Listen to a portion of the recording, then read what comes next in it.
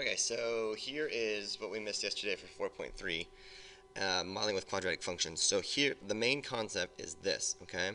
If you're given any three non-collinear points, no two of which are in line vertically, means one on top of the other, then these are on the graph of exactly one quadratic. This is a really interesting statement, and it's quite powerful. So here's the idea, right? So if I give you an example, see these 3 points here, 1, 6, over here, 0, 0, and then -1, -2.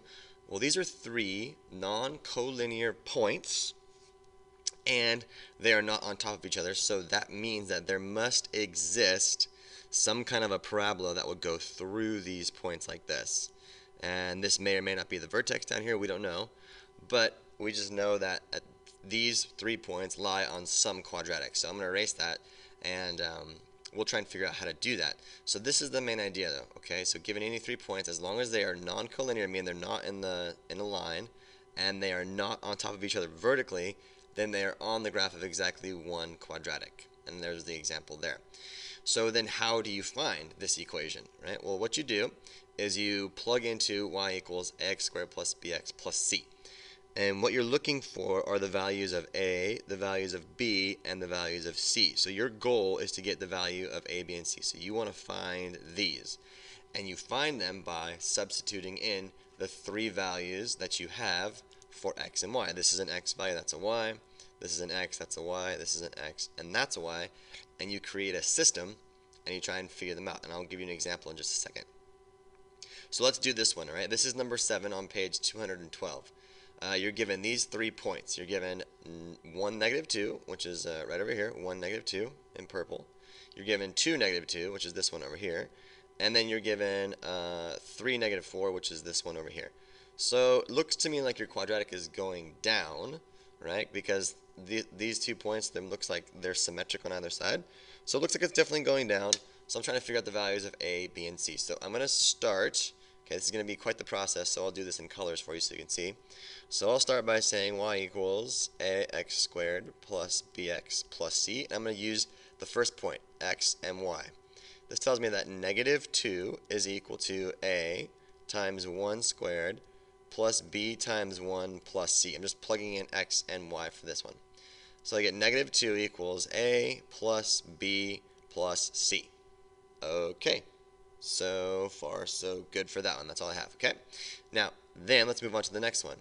And I'll do this one in color for you. So I'll go switch to green. So this is x and this is y. So we'll do -2 is equal to a times 2 squared plus b times 2 plus c.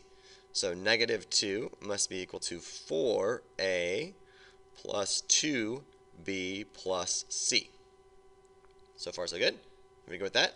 Okay, so I have this expression, I have that, and I have that equation over there.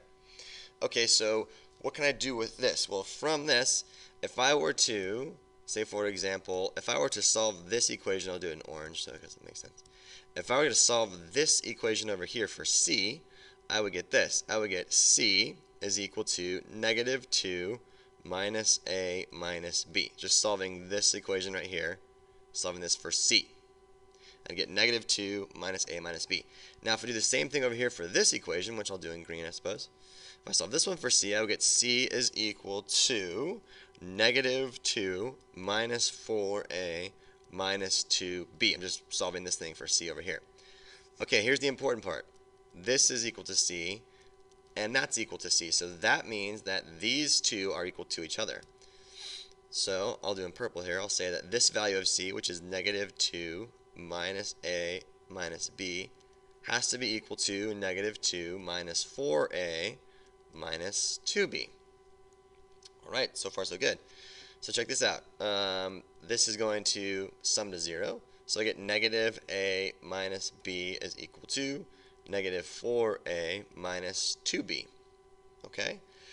So moving everything around here, I'm looking like if I would get 0 is equal to, if I add a to both sides, -3a, and if I add b to both sides, I would get minus b. So that tells me that b is now equal to -3a. So that's really important. So I'm going to keep that in mind. So b is equal to -3a. Good to know. Okay. So I still have one more point that I can use, and I'll pick a different color. And I'll go blue, and I'll use this point, x and y, and plug in. And I'm going to say, okay, negative 4 has to be equal to a times 3 squared plus b times 3 plus c. Okay, so working with this one, I would get negative 4 is equal to 9a plus 3b plus c. Okay, all right, so far so good. But remember from here, b was equal to negative 3a. So I'm going to substitute b right there and get negative 4 is equal to 9a plus 3 times a negative 3a and then plus c. So that means negative 4 is equal to 9a minus 9a and then plus c. Oh, look at that. A is canceled out. So c must be negative 4. Awesome. So now now I know that the value of c is negative 4. Now remember, what we're trying to do, the big concept here, is to write the equation y equals ax squared plus bx plus c. And I just realized that c was negative 4, so I can substitute in and say, okay, y is equal to something plus something something, and then minus 4, because c is going to be a negative 4. So this value has now been substituted. I just need to figure out what the b and what the a are, and then I'll be done with my problem. Okay, so now that I know that c is equal to negative 4, and I know that b is equal to negative 3a, I can go back and substitute in to any one of these equations up above. So I'll go, I'm thinking, how about green again? Okay, so take c is negative 4, so I'd say negative 4 is equal to 2 minus a minus whatever b is, but that was just 3a. See that? So negative 4 must be equal to 2 minus a minus 3a. There we go. So negative 4 is equal to 2 minus 4a. Okay. Let me start that one over for you for a second, okay? So c is negative 4, so I'm going to substitute into this one, okay? So I'm going to say negative 4 is equal to negative 2 minus a minus the value of b, which was negative 3a. There we go. I kind of forgot my minus sign there. So I get negative 4 is equal to negative 2 minus a plus 3a. So if I add 2 to both sides, I would get negative 2 is now equal to negative a plus 3a would be 2a. And then dividing by 2, I'm getting a as a value of negative 1, which makes sense because if you look at the picture, right, this thing is definitely opening downward, so a had to be negative. Okay, so now I have this. So filling into my equation, I have negative x squared.